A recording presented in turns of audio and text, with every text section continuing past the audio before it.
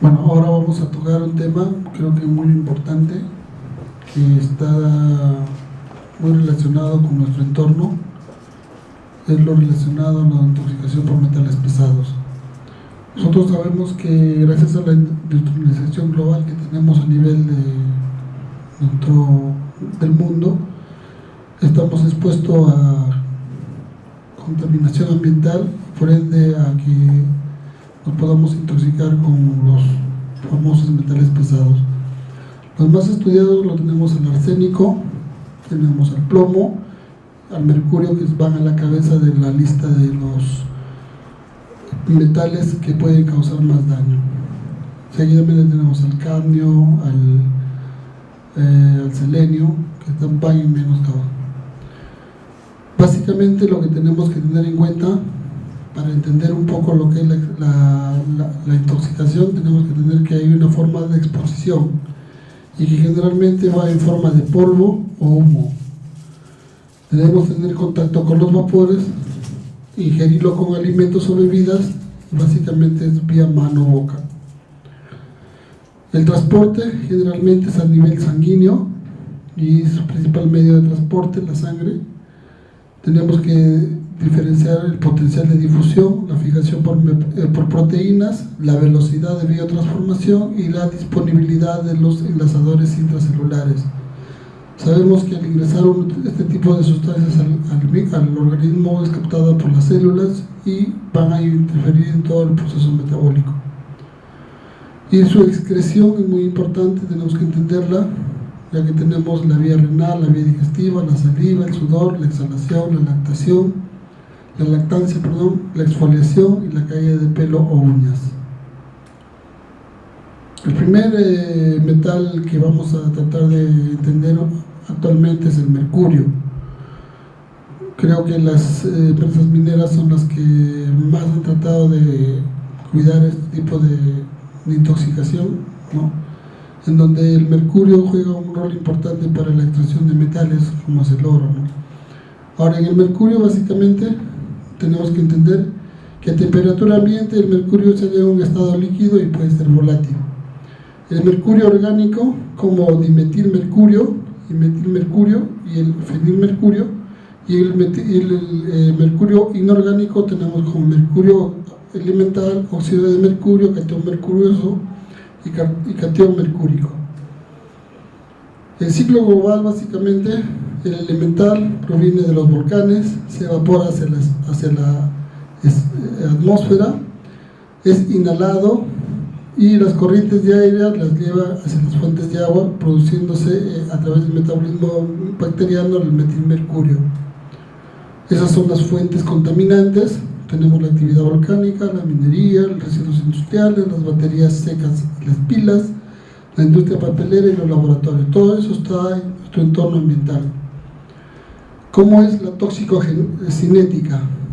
Su absorción básicamente es por vía digestiva y respiratoria. La respiratoria es el mercurio elemental y la digestiva es el metilmercurio. Básicamente el mercurio orgánico, el 90% se une a la hemoglobina y los inorgánicos va unido básicamente a la proteína albúmina. Su acumulación de mercurio va desde riñones e hígado como mercurio inorgánico y a nivel de base y sistema nervioso central como es la corteza, occipital parietal, los núcleos del tálamo. Al encontrarse en el interior del cuerpo, produce alteración de los procesos metabólicos. Un ejemplo es, por ejemplo, que el mercurio elemental ingresa al sistema nervioso central por acción del peróxido de catalasa que convierte los cationes mercúricos y se acumula en el sistema. La eliminación va a ser por dos vías: renal como sales de mercurio o mercurio elemental y fecal como mercurio inorgánico. Ahí tenemos las formas del mercurio, ¿no? En donde su vida media del mercurio elemental y sales va de 35 a 90 días en los organismos biológicos, y en los tejidos como es el pulmón 1.7 días, riñón 64 días, cerebro más de un año. Entonces se dan cuenta que el mercurio elemental se almacena más tiempo en esos tejidos. Y como metilmercurio, que es el orgánico tenemos de 110 a 190 días, en la sangre de 70 días y en el cerebro de 120 días. ¿Cómo es su fisiopatología? Su forma ionizada se une a los grupos fosfatos, carboxilamida y amina. Su principal toxicidad se basa en la inhibición de diversas enzimas claves para el funcionamiento del organismo. Otros pueden producir precipitación de proteínas neuronales, disminuye la producción energética celular y la actividad mitocondrial. Con esto se perturban los sistemas de transporte del túbulo proximal, de potasio, de ATPasa, de membrana, de paso activo de azúcares, aminoácidos, precursores de ácidos nucleicos. En el cuadro clínico debemos diferenciar dos formas, la intoxicación aguda de la crónica. Y debemos de tener en cuenta si la intoxicación ha sido por un mercurio elemental o un derivado orgánico. En el elemental básicamente lo que vamos a encontrar es un compromiso pulmonar, un dolor torácico, tos, bronquitis, neumonitis, bronquiolitis, que pueden llegar a una falla respiratoria. También va a haber una evidencia de compromiso gastrointestinal con dolor abdominal, náuseas, vómitos y diarrea. En los derivados orgánicos va a haber una acción corrosiva a nivel de mucosas que va a desencadenar en un cuadro de gastroenteritis aguda acompañada de dolor retroesternal, epigastralgia, disfagia, vómito, diarrea, deshidratación y sangrado digestivo. Al segundo o tercer día puede aparecer estomatitis con cialorrea, tumefacción gingival, halitosis y sabor metálico. Y en la última fase, donde se ve aumentada la absorción del metal, puede aparecer incluso una insuficiencia renal anúrica por necrosis tubular con intensa uremia.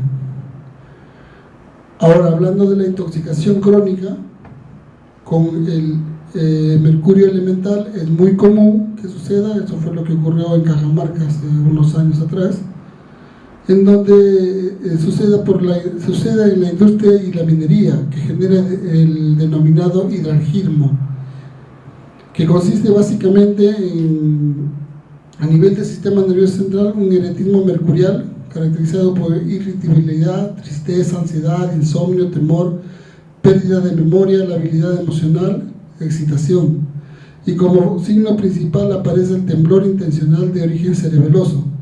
De ahí que se entiende que a nivel cerebral el mercurio se acumula más tiempo e inicia en la lengua, labios, párpados y dedos de manos hasta extenderse a todo el cuerpo y aumentar de intensidad.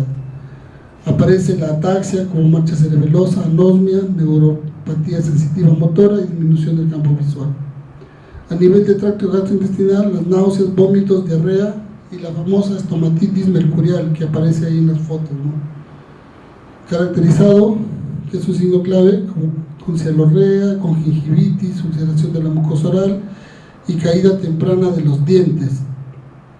También se evidencia el signo de Gilbert, que es la línea grisáceo azulada a nivel de las encías. También a nivel renal, daño glomerular y de los túbulos renales, con proteinuria y como signo de lesión. En la intoxicación crónica con sales de mercurio, básicamente predominan los síntomas gastrointestinales, el sabor metálico, la sensación de quemadura oral, la pérdida de dientes, hipersalivación y gingivoestomatitis. También puede haber una disfunción renal, con un síndrome nefrótico característico y anormalidades neurológicas. La acrodinia, caracterizada por rasgo viriforme, pápulas eritematosas, con disfunción hiperkeratósica en las palmas, plantas de cara, puede haber taquicardia, hiperhidrosis, fotofobia, insomnio. Con metilmercurio, que básicamente es por el consumo de pescado, ¿no?, de producto marino. El pródromo, tenemos 2 semanas a 2 meses con astenia, apatía, depresión y deterioro intelectual. La clínica va a tener como característica parestesias de dedos, lengua y boca, ataxia, disartria, parálisis motora y alteraciones sensitivas. Se resalta la facilidad para atravesar la placenta y acumularse en el feto, generando parálisis cerebral y retardo mental. El diagnóstico básicamente se hace teniendo los criterios clínicos, una historia de exposición y básicamente encontrando las concentraciones en líquidos biológicos. Y se considera intoxicación por mercurio cuando registran valores en orina de 24 horas mayores a 35 microgramos por litro, en orina y en sangre mayor de 15 microgramos por litro, y la historia de exposición a mercurio. El tratamiento, que es lo más importante, debemos de empezar por suspender la exposición al metal y empezar tratamiento con agentes quelantes. La gran mayoría de intoxicación por metales pesados se tiene que tener en cuenta o tener en mente el uso de agentes quelantes. Y dentro del tratamiento para la intoxicación por mercurio tenemos el ácido 2,3-dimercapto-1-propano sulfúrico, el ácido 2,3-dimercapto-succínico, la penicilamina y dimercaprol. Ahí tenemos en cada uno de ellos cómo se usa. En el caso del ácido 2,3-dimercapto-1-propano sulfúrico, lo que hace básicamente es donar grupos sulfidrilos para formar complejos hidrosolubles con mercurio y excretarse por la orina. Es un medicamento de elección tanto en intoxicaciones agudas como crónicas, en las diferentes formas del metal. Los signos o las reacciones adversas van desde fiebre, náuseas, eritema multiforme, el famoso síndrome de Stevens-Johnson con elevación de transaminasas. En el caso del ácido 2,3-dimercaptosuccínico, también aumenta la excreción de mercurio a disminuye los niveles de metilmercurio en el cerebro. Su administración es oral, no sufre metabolismo y secreción renal, y las reacciones de hipersensibilidad y eliminación de otros elementos como cobre, magnesio, molibdeno y zinc. En el caso de la penicilamina, que es un quelante de metales como el plomo, cobre y mercurio, su absorción es desde el 40 al 70%, que disminuye con la ingesta de alimentos, tiene una excreción renal y sufre metabolismo hepático. Se reducen las concentraciones sanguíneas de metilmercurio y lo que puede causar es fiebre, artralgias, linfadenopatías, debilidad, anorexia, náuseas, vómitos, lesiones orales, glomerulopatía, trombocitopenia.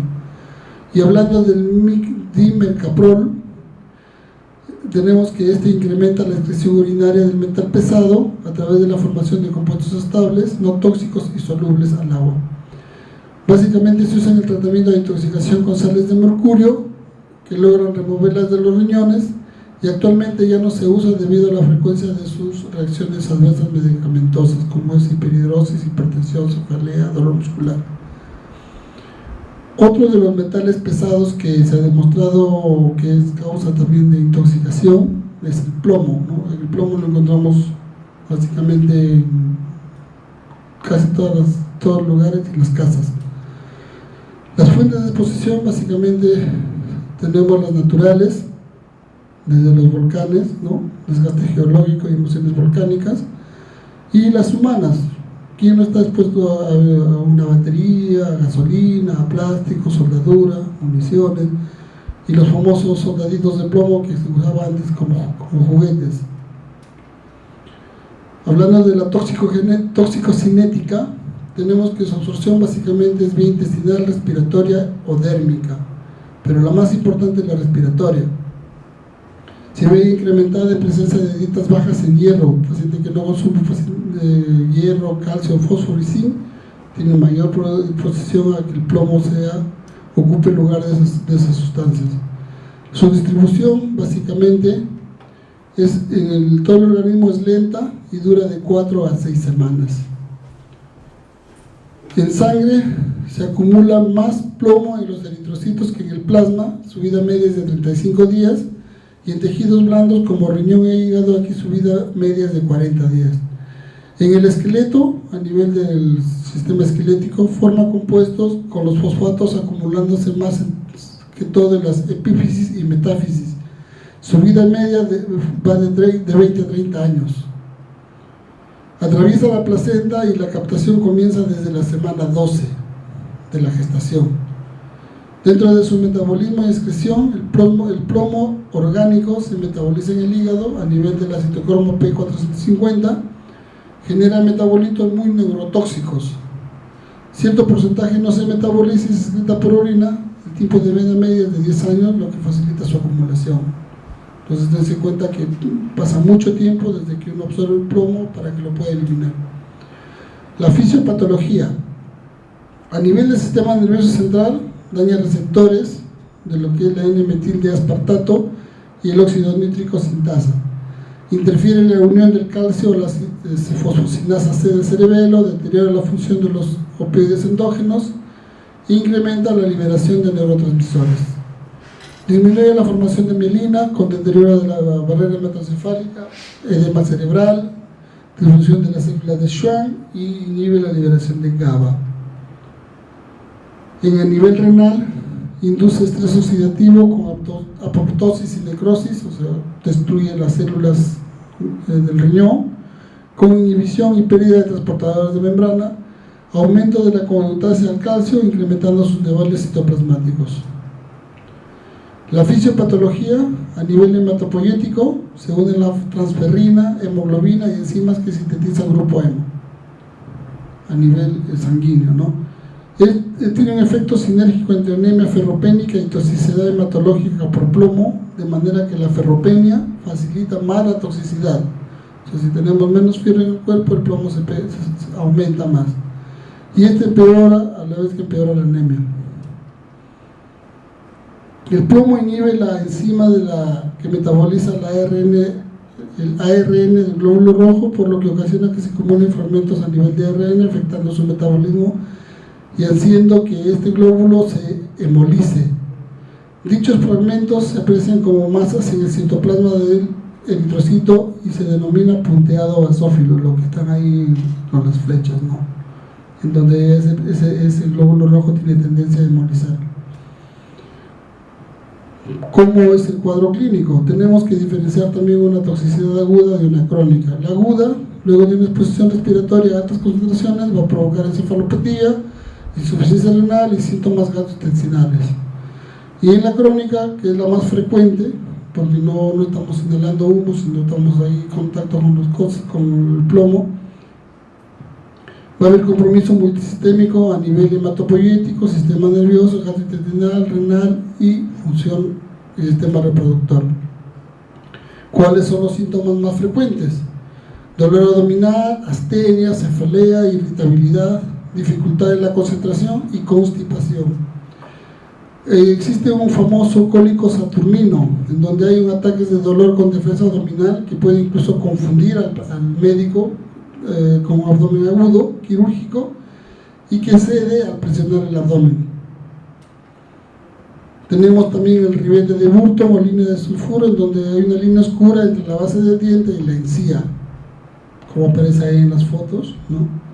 Y la polineuropatía periférica, que es el predominio de los miembros superiores, más músculos extensores que flexores y más del lado dominante, en la mano de pintor. En niños, lo que vamos a encontrar, básicamente, cuanto más pequeño sea un niño, más daño va a producir, y en los fetos son más vulnerables. Va a haber anomalías vertebrales, atresia anal, defectos cardíacos, fístula esofágica, anomalías renales. Pueden haber anormalidades de las extremidades, de una madre que presenta cifras de plomemias altas a nivel del primer trimestre del embarazo. Y como posibles complicaciones tenemos problemas de comportamiento o atención con bajo rendimiento escolar, problemas auditivos, daño renal, reducción del cociente intelectual y lentitud del crecimiento corporal. La encefalopatía plúmbica, ¿no?, que por plomo, básicamente va a haber trastorno del accesorio y convulsiones, y se presenta cuando el paciente tiene plomo en sangre mayor de 100 miligramos por decilitro.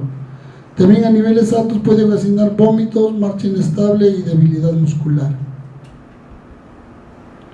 Tenemos ahí los síntomas por cada uno de los sistemas, ¿no?, en donde vemos cuándo debemos pensar en una toxicidad a nivel del sistema nervioso central, a nivel del sistema nervioso periférico, la sangre, a nivel renal, reumatológico, cardiovascular y reproductivo.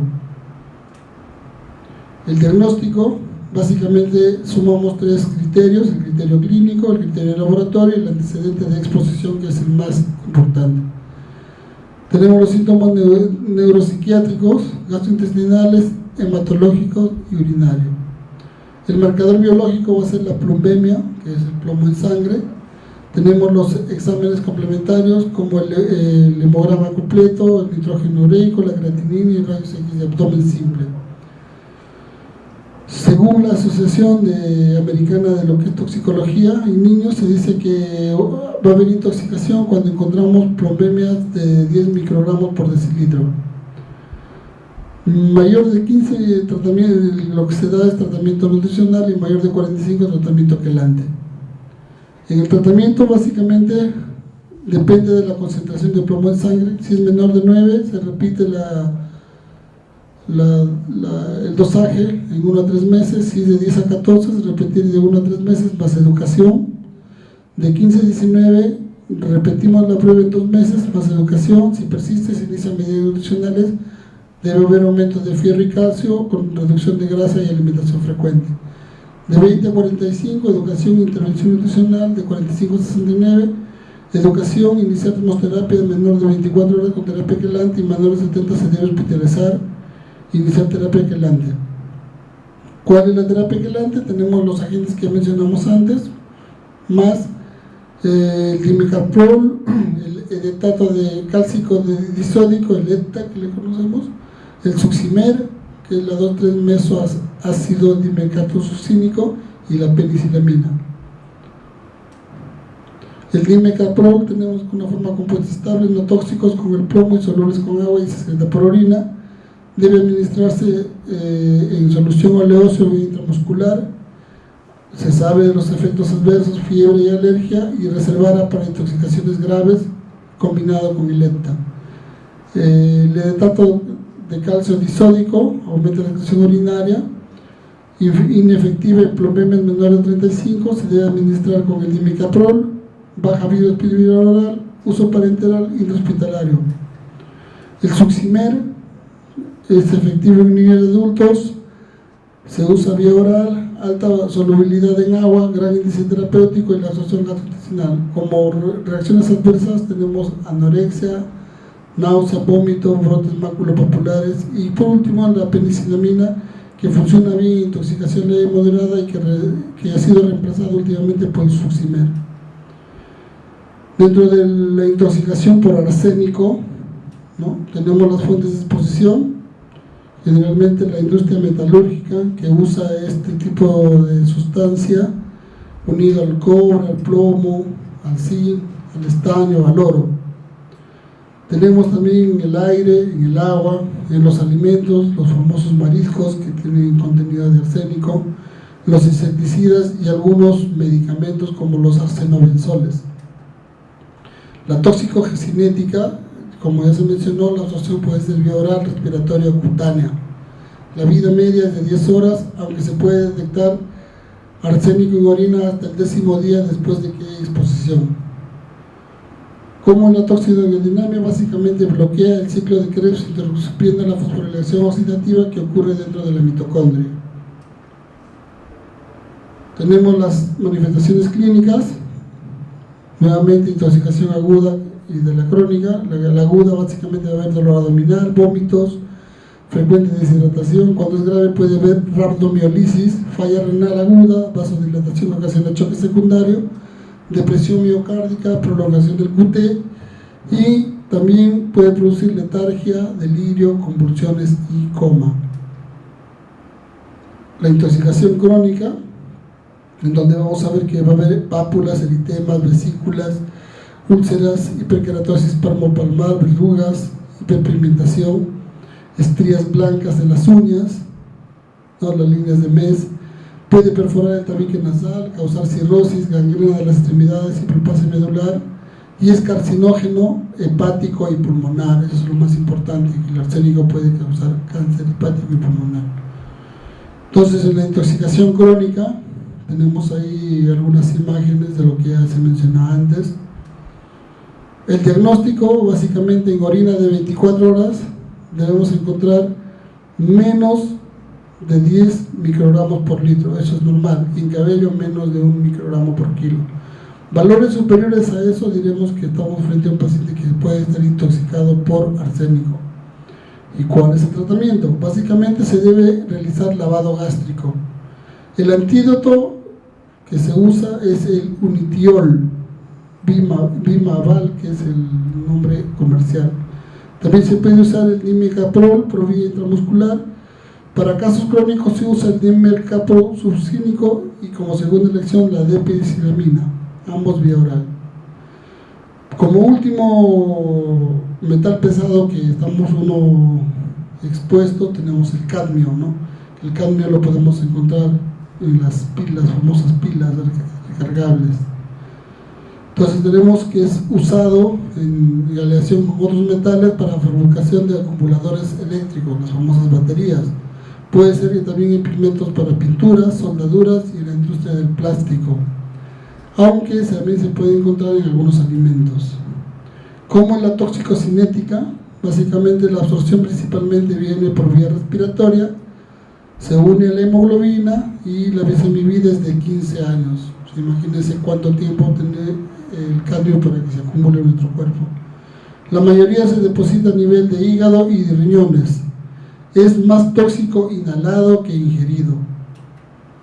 Entonces, la manifestación clínica de una intoxicación aguda, si es vía oral, tenemos náuseas, vómitos, diarrea y dolor abdominal. Si es vía respiratoria, neumonitis química y edema agudo del pulmón. Eso es en la intoxicación aguda. En la crónica, básicamente lo que vamos a encontrar es que se acumula a nivel de hueso y causa dolor. Produce una pigmentación amarilla en el esmalte y puede causar rinitis, anosmia, bronquitis y enfisema. Es un carcinógeno para el pulmón y la próstata. Dentro del diagnóstico, la concentración normal de cadmio va a ser de unos 5 microgramos por litro de sangre. Sobre esos valores, debemos ya de pensar que estamos frente a un paciente que tiene probable intoxicación por cadmio. Y por último tenemos el cobre que está casi en todos los lugares, ¿no? En las monedas, en los cables eléctricos, un montón de cosas metálicas. Básicamente las fuentes de exposición se usan junto con el zinc en la industria y junto con el estaño para obtener el bronce. Como ustedes ven ahí en las figuras, tenemos conductores de gas, soldaduras, los colorantes y los pesticidas. La toxicocinética, el cobre elemental solo es tóxico por vía respiratoria y ocular. Las sales tienen absorción vía oral y causan la mayoría de las intoxicaciones agudas. La absorción puede ser hasta 12% con la mucosa intacta. Cuando se lesiona por una sobredosis puede ser mayor. Tiene una alta unión a proteínas y su vida media es de aproximadamente 15 minutos. En el hepatocito se une a la ceruloplasmina y se elimina por vía biliar y esto ayuda a eliminar que disminuya su toxicidad. En la toxicodinamia produce estrés oxidativo que destruye la mitocondria y la membrana celular, destruye el eritrocito y produce metahemoglobina a través de la hemólisis. Cuando el hígado se ve afectado, se necrosa y se libera la sangre produciendo una hemólisis masiva, lo que ocurre como característica en la enfermedad de Wilson, que es la intoxicación por cobre. El riñón se compromete por la metahemoglobinuria, ya que se produce una destrucción, una hemólisis masiva, esta se va acumulando a nivel renal. Ahora, las manifestaciones clínicas, nuevamente aguda, crónica, tenemos en la intoxicación aguda, va a haber fiebre, una hiperpirexia, ¿no? Hipotensión y colapso cardiovascular, depresión del sistema nervioso, convulsiones y trastornos del movimiento.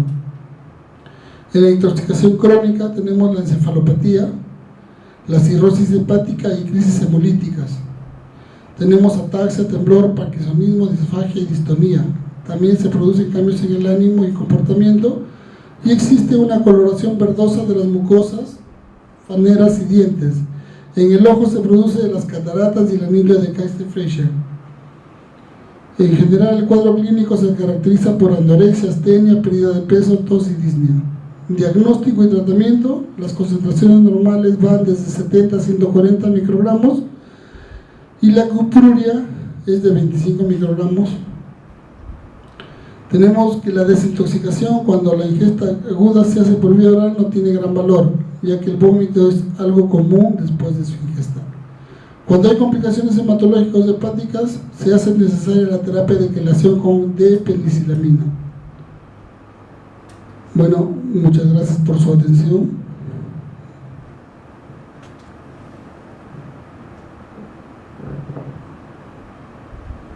Doctor, la coloración verduzca sería en la córnea, porque hay otros verdes, ¿no? Se refiere aquí a la córnea. Claro, la coloración verduzca del cobre que se almacena básicamente es a nivel de la córnea, de la cámara anterior del ojo, ¿no? Hay un paciente que normalmente sus ojos son de otro color, pues pueden ser marrones o negros. El acúmulo de cobre es el que se almacena delante en el humor acuoso de la cámara anterior del ojo y da una coloración verdosa.